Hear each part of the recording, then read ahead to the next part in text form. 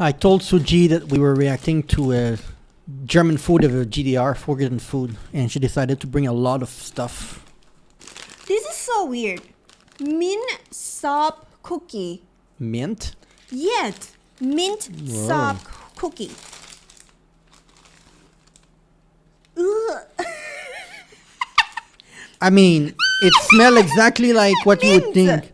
This one Mint. is so good. Classic cheesecake. If you have time to come to Thailand, I recommend it. It's the best cheesecake for now. But she eat that with rice. Can you understand? I don't eat it with rice. Seriously. And this is my Thai food. It's catfish. Catfish? What is it? Catfish. What is it?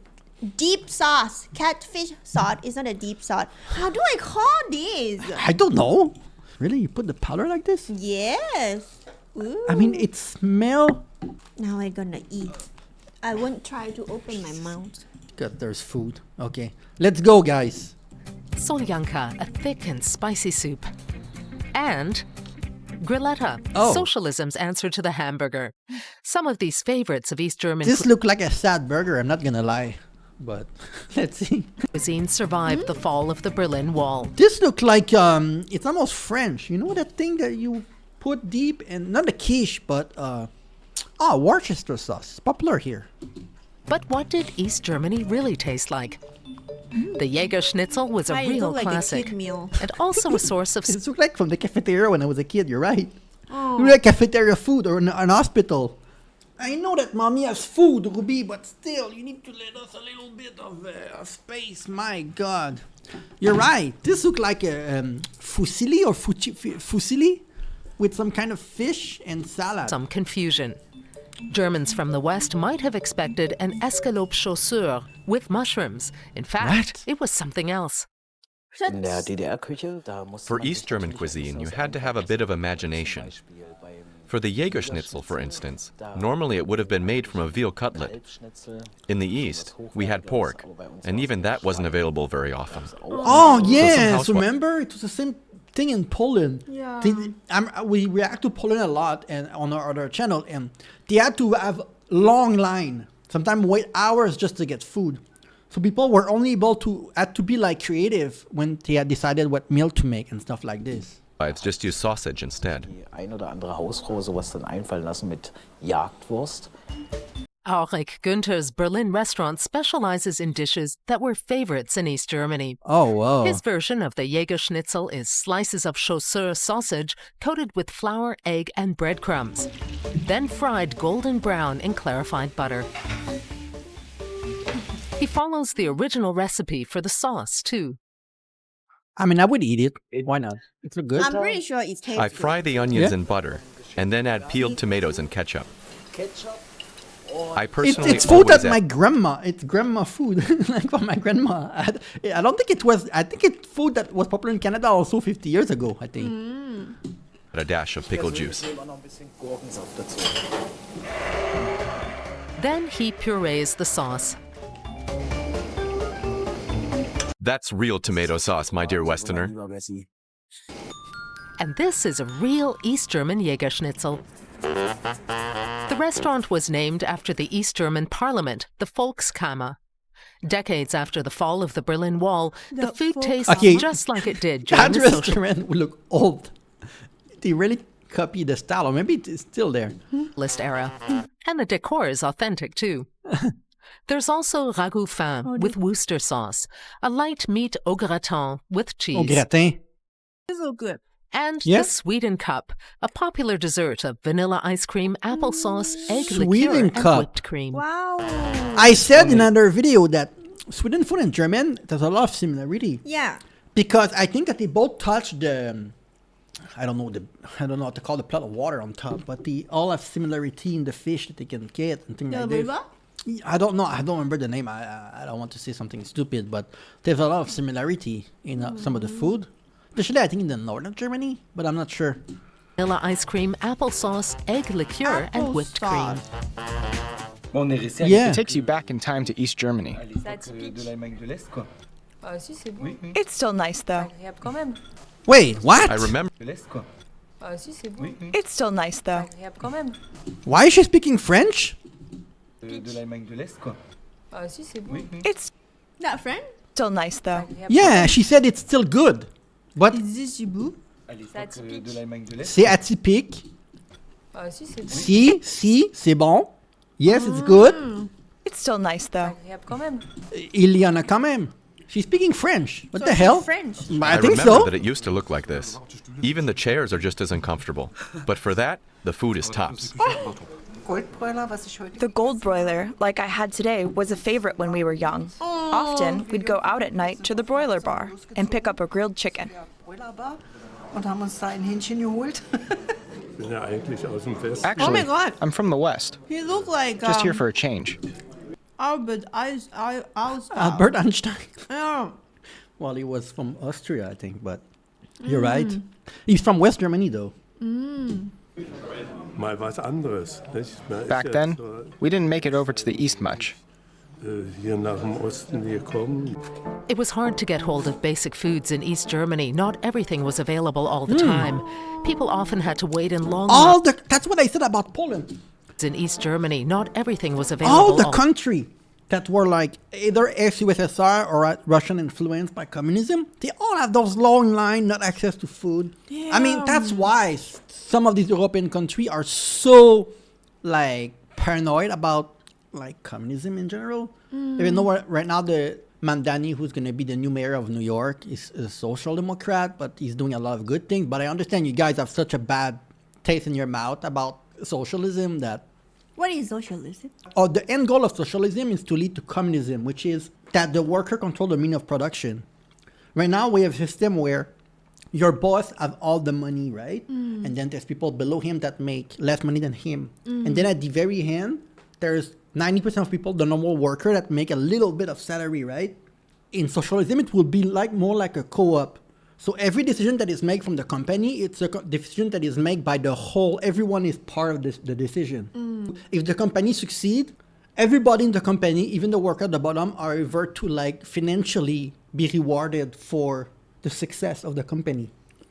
More fairly distributed the revenue at the end and the profit of that what everyone make. Versus in capitalist, you have your salary. Sometimes if you're lucky, you get bonus, but there's a very big power dynamic that is there that is in a perfect socialism, communism society. The power dynamic is not there. But it was used very badly historically, communism. Now, the softer version of that is like free healthcare, free education. Everyone deserves to have a house. Nobody should starve for food. It's things that are very like basic, right? Because in capitalism, it's like, yes, you work hard, you make money. You don't work hard, you're poor. It's very like a simplistic view, right? So in the capitalist society, people believe that like, if you're poor, it's your fault. You did not work hard enough. Even if you like work in the McDonald's, you don't make enough money to live, it's your fault.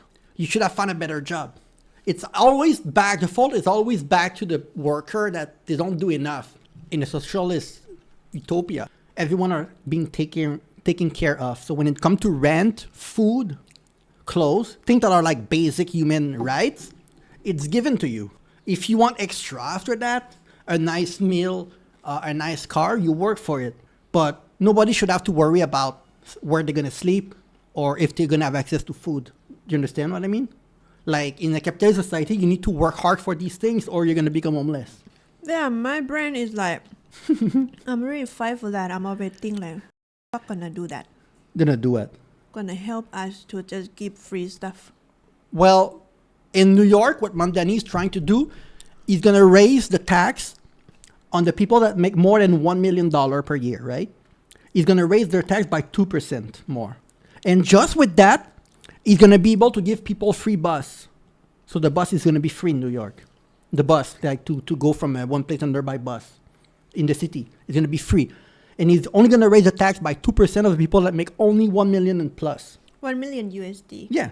Or plus per year. He's going to tax them 2% more than what they're taxed right now. Yeah, with that money, he's going to save $800 million and he's going to be able to give free bus to everyone. That's a socialist policy in a way. Because you're kind of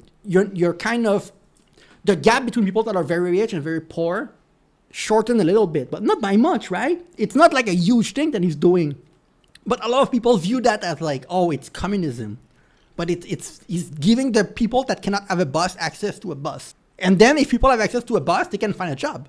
To me, it's like the first step of people becoming more proactive in their life and giving them more opportunity.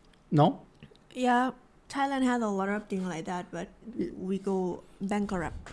Yeah, but there's a lot of corruption. And that's also the problem with socialism, is that there's no perfect way of doing anything if the people in charge are corrupt. Yeah, like... Yeah. We can do a lot of things, but our problem is corruption. A big thing. Like, we're trying to give the same thing, like free train, like pay only 20 baht every time, thing like that. Free healthcare, which is going bankrupt. But we are helping the immigrant a lot for free. But then a lot of things free, like even giving half, like helping the citizen, giving them like 200 baht per day, thing like that, to help them. That also COVID too. But the one who get in trouble is the worker, the one like my age, who work like thing like that, or like pay tax and thing like that, and always ask like where the money go, like because in the end of the day they don't have the money to pay for the loan. Oh, they have the money. Yeah. They just don't want to find it for you. Yeah, that's the problem. The money is there. It's just spent somewhere, in the military. They spend money. You know how much money America spend on military? Too. No, just the big position people that take it. The military also going bad too, because the money didn't go to the border, didn't go to the real system, the one who fight for real. Yeah, or we of course. go to the people who in the big people position. ask who's gonna pay for it. The money is there if your country is well managed. Yeah. It doesn't cost that much to make sure that people are not going homeless. It doesn't cost that much. The Scandinavian country also Finland. Is it in Finland or Sweden? They make sure that everyone make at least $2,000 per month. They have a law that if you make more than $2,000 in your job, the government is gonna cover the difference, because they notice that it takes you at least $2,000 to not be not be able to afford food. You need to make that amount of money, so the government is covering the difference to make it to $2,000. Sounds like Finland, right? Yeah, I think it's Sweden also do that. And they also make sure that you have free education, free healthcare. Yeah. Because in the US, you have something called the medical debt. It's a freaking insane concept. You take an ambulance, the ambulance costs you $2,000 just to get into the ambulance and to go to the hospital. They're not going to take you into the ambulance if you cannot cover the cost. They're going to let you die on the side of the road. That's America, okay? So then you go to the hospital, and they're gonna charge you like another $1,000 for X-ray. It's insane amount of money, right? And the medication are also much more expensive in the hospital versus at a clinic. So you're out with a $5,000 bill, and because you cannot pay for it, you have $5,000 of medical debt. Or if you have insurance, sometimes a lot of things in your insurance will not be covered.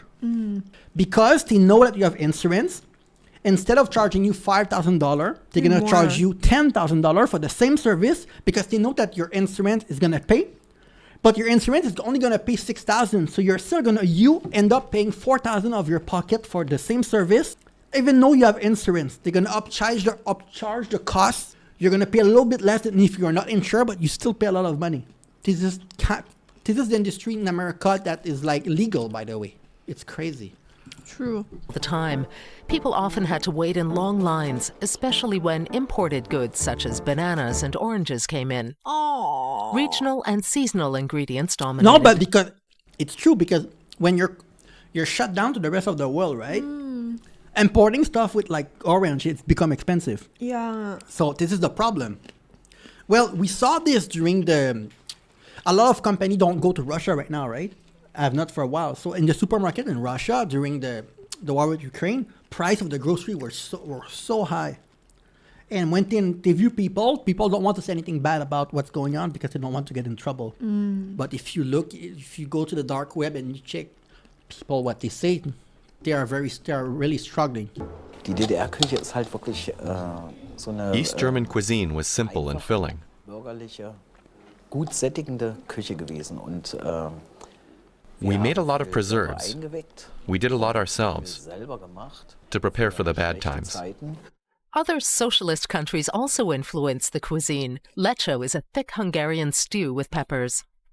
And solyanka is a thick and spicy Russian soup with sausage and meat scraps. In a typical East German restaurant, patrons were shown to their seats. But that had more to do with a shortage of tables than with friendly service. Oh, shortage of table, it's rare. In the 1970s, fast food became a trend in both East and West Germany.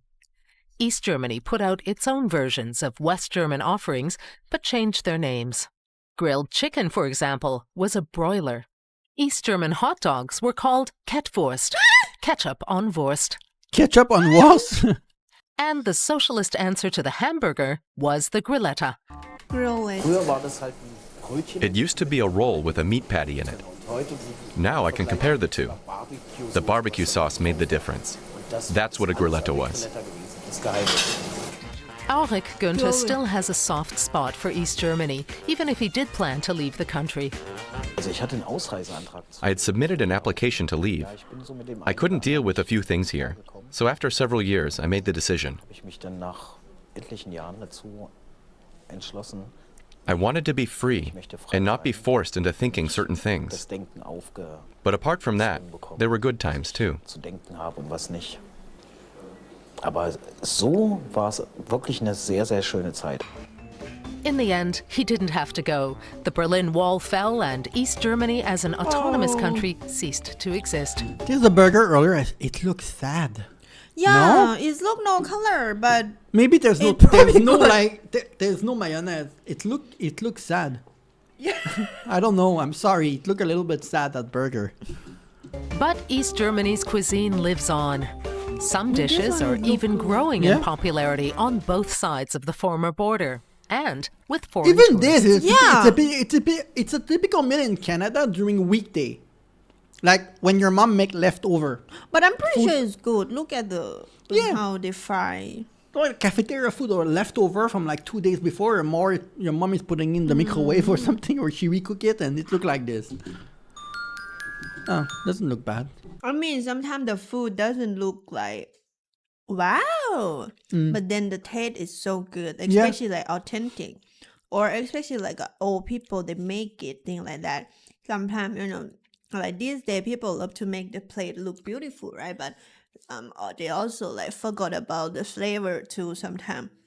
So I cannot judge this because I have to smell it. Well, think about electricity too, right? Pasta, it's really easy you just put on a shell and it can stay there for 6 months, right? There's a lot of ingredient that you cannot really it has an expiration date. Yeah. Or you cannot put, like, if people don't have electricity in their house, for example, I'm sure not all of you add. You need things that not going to perish and become like, for example, fruit, right?